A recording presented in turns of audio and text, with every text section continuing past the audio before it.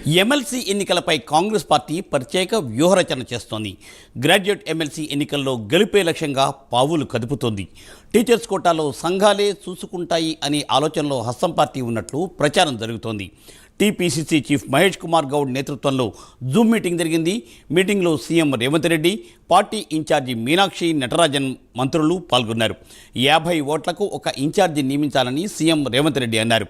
Party ప్రజా ప్రతినిధులంతా ఎన్నికల వ్యూహంతో పనిచేయాలని సీఎం ఆదేశించారు. కంట్రోల్ రూమ్ పెట్టి గాంధీభవన్ నుండి నిరంతరం పర్యవేక్షించాలని సీఎం సూచించారు. దీనిపై ఎక్స్క్లూజివ్ ఫీల్డ్ రిపోర్ట్ అజీం అందిస్తారు. అజీం.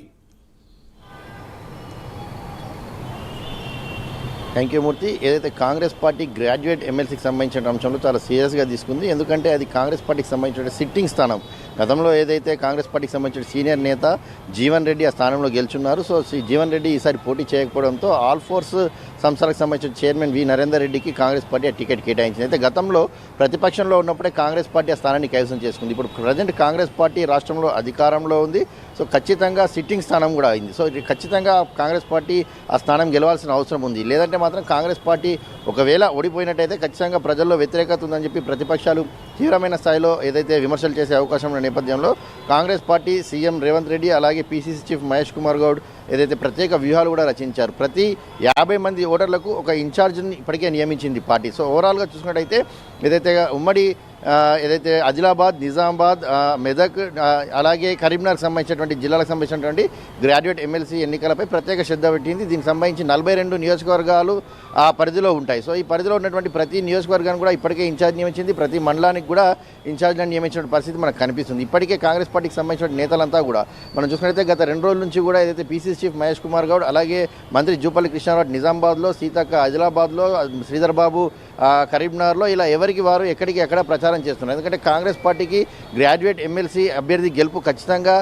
అవసరం. ఎందుకంటే గెలిస్తేనే కాంగ్రెస్ పార్టీకి సంబంధించినటువంటి క్యాడర్లో ఒక జోష్ ఉంటుంది. కాంగ్రెస్ పార్టీ కూడా దీనిపై అందుకే అంత సీరియస్గా పకడ్బందీగా వ్యూహాన్ని రచిస్తుందని కూడా మనం చెప్పుకోవాలి. సో ఈ విషయానికి సంబంధించి ఈ నెల 23వ తారీఖు అంటే ఆదివారం రోజు ఏదైతే పార్టీకి సంబంధించిన విస్తృత స్థాయి సమావేశం మొదటగా పార్టీ నిర్వహించాలని భావించింది. కానీ ఏదైతే సీఎం రేవంత్ రెడ్డి ఈ 3 రోజులు కూడా ఈ 23, 24, 25 ఈ 3 రోజులు కూడా ఈ 4 ఉమ్మడి జిల్లాలకు సంబంధించినటువంటి జిల్లాలో పర్యటించి అక్కడ ఉన్నటువంటి గ్రాడ్యుయేట్ సంబంధించినటువంటి అభ్యర్థులతో కావచ్చు, అలాగే అక్కడ ఉన్నటువంటి ముఖ్య నాయకులతో, అలాగే టీచర్స్ సంబంధించినటువంటి ఎన్నికలకు సంబంధించినటువంటి అభ్యర్థుల విషయంలో కూడా చర్చించి పార్టీ గెలుపు కోసం కృషి చేయాలని చెప్పి కూడా భావిస్తున్నారు. సో ఇందులో భాగంగానే రేవంత్ రెడ్డి ఈ 3 రోజుల షెడ్యూల్ని పెట్టుకున్నారు. ఈ నెల 27న పోలింగ్ జరగబోతుంది. సో 23, 24, 25 ఈ 3 రోజులు కూడా సీఎం రేవంత్ రెడ్డి ఈ ఉమ్మడి జిల్లాలన్నీ కూడా పర్యటించాలని చెప్పి కూడా భావిస్తున్న నేపథ్యం కనిపిస్తుంది. ఇప్పటికే దీనికి సంబంధించి నూతనంగా ఎన్నికైనటువంటి రాష్ట్ర వ్యవహారాల ఇన్ఛార్జ్ మీనాక్షి నటరాజన్ కూడా 2 సార్లు జూమ్ మీటింగ్ పెట్టారు. పార్టీ సిట్టింగ్ స్థానం ఖచ్చితంగా గెలవాల్సినటువంటి అవసరం ఉంది.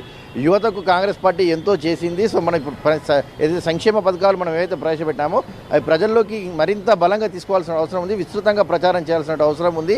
సో ఈ గెలుపు కాంగ్రెస్ పార్టీకి ఎంత ఉపయోగపడుతుందనే విషయంపై కూడా మీనాక్షి నటరాజన్ అయితే జూమ్ మీటింగ్లో చాలా క్లియర్గా చెప్పడం కూడా జరిగింది. ఈ జూమ్ మీటింగ్ పీసీసీ అధ్యక్షుడు మహేష్ కుమార్ గౌడ్ అధ్యక్షతన జరిగింది. దీంట్లో సీఎం రేవంత్ రెడ్డి అలాగే పార్టీకి సంబంధించిన మంత్రులు అలాగే 42 నియోజకవర్గాలకు సంబంధించినటువంటి ఇన్ఛార్జీలు, ఎన్ఎస్వీఐ, యూత్ కాంగ్రెస్ అలాగే సేవాదల్, మహిళా కాంగ్రెస్ సంబంధించినటువంటి నాయకులందరూ కూడా ఈ మీటింగ్లో పాల్గొన్నారు. మనం చూసినట్టయితే ఇంకా రాష్ట్రానికి అడిగే పెట్టలేదు మీనాక్షి నటరాజన్. కానీ అంతకుముందే తన మార్క్ ఏదైతే తను చూపెట్టుకుంటున్నారో ఇప్పటికే జూమ్ మీటింగ్ పెట్టి ఖచ్చితంగా గెలవాలి, దీనికి సంబంధించి ఎలాంటి వ్యూహాలు పార్టీ రచించింది, అసలు ఈ ఎమ్మెల్సీ ఎన్నికల్లో కాంగ్రెస్ పార్టీ అసలు ఎలాంటి వ్యూహాలతో ముందుకెళ్తుందని చెప్పి అడిగి మరీ తెలుసుకున్నారు. ఈ నేపథ్యంలోనే సీఎం రేవంత్ రెడ్డి మాట్లాడుతూ కూడా ఏదైతే పార్టీకి సంబంధించి పకడ్బందీగా వ్యూహంతో వెళ్తున్నాము, కంట్రోల్ రూమ్ ఏర్పాటు చేయడం జరిగింది, ఇన్ఛార్జ్లను ఏర్పాటు చేయడం జరిగింది. ప్రతి యూత్ కాంగ్రెస్, ఎన్ఎస్వీఐ, మహిళా కాంగ్రెస్ సంబంధించినటువంటి నాయకులు, కార్యకర్తలందరూ కూడా గ్రౌండ్ లెవెల్లో ఇప్పటికే పర్యటిస్తున్నారు. పార్టీ చేసినటువంటి సంక్షేమ పథకాలు కావచ్చు అన్నింటినీ పూర్తి స్థాయిలో ప్రజలకు వివరిస్తున్నారు. సో ప్రజలకు కాంగ్రెస్ పార్టీపై పూర్తిస్థాయి నమ్మకం ఉండొచ్చు. కానీ ఓట్లు వేసే వరకు కూడా ఓటర్కి ఏదైతే 50 మంది ఓటర్లకు ఒక ఇన్ఛార్జ్ని పెట్టింది, ఆ 50 మందిని ఓట్లు వేయించే వరకు కూడా ఆ ఇన్ఛార్జ్ పూర్తిస్థాయి బాధ్యత తీసుకునే విధంగా కూడా ఏదైతే కార్యాచరణ రూపొందించామని చెప్పి అటు రేవంత్ రెడ్డి అటు ఇన్ఛార్జ్ కావచ్చు పార్టీ నేతలకు కూడా సూచించారు. ఖచ్చితంగా కష్టపడి పనిచేయాల్సిన అవసరం ఉందని కూడా చెప్పారు. సో గ్రాడ్యుయేట్ ఎమ్మెల్సీ ఎన్నికల విషయానికి వస్తే ఇలా ఉంటే టీచర్స్ ఎమ్మెల్సీ ఎన్నికల విషయంలో కాంగ్రెస్ పార్టీ పూర్తి స్థాయిలో ఇంటర్ఫియర్ కాలేదని మనం చెప్పుకోవాలి. గతంలో కూడా టీచర్స్ ఎన్నికల విషయంలో కాంగ్రెస్ పార్టీ ఎప్పుడు కూడా పూర్తి స్థాయిలో ఇంటర్ఫియర్ కాదు. ఎవరైతే టీచర్కి సంబంధించినటువంటి యూనియన్స్ అయితే ఉన్నాయో, స్వతంత్ర అభ్యర్థులు కావచ్చు లేకపోతే టీచర్స్ సంబంధించిన యూనియన్స్ సంబంధించిన అభ్యర్థులు ఎవరుతున్నారో వారిలో ఎవరు మేలుగా ఉంటే వారి సైడ్కే ఆయా జిల్లాల్లో ఉన్నటువంటి అక్కడ ఉన్నటువంటి ఎమ్మెల్యేలు కావచ్చు, మంత్రులు కావచ్చు, కాంగ్రెస్ పార్టీకి సంబంధించిన క్యాడర్ నేతలు కావచ్చు ఎవరికి సపోర్ట్ చేస్తారో వారికే మద్దతు ఇచ్చి గెలిపించేటువంటి అవకాశం వస్తుంది. ఇప్పుడు మనం చూసే మద్దతు పార్టీగా ఉన్నటువంటి టీజేఎస్ కోదండరాం కూడా ఈరోజు మాట్లాడుతూ కూడా ఏదైతే కాంగ్రెస్ పార్టీతో మద్దతు ఉన్నాం కనుక గ్రాడ్యుయేట్ ఎమ్మెల్సీ ఎన్నికల్లో మాకు సపోర్ట్ అడిగారు. సో మేము గ్రాడ్యుయేట్ ఎమ్మెల్సీ ఎన్నికల్లో సపోర్ట్ చేస్తున్నాము.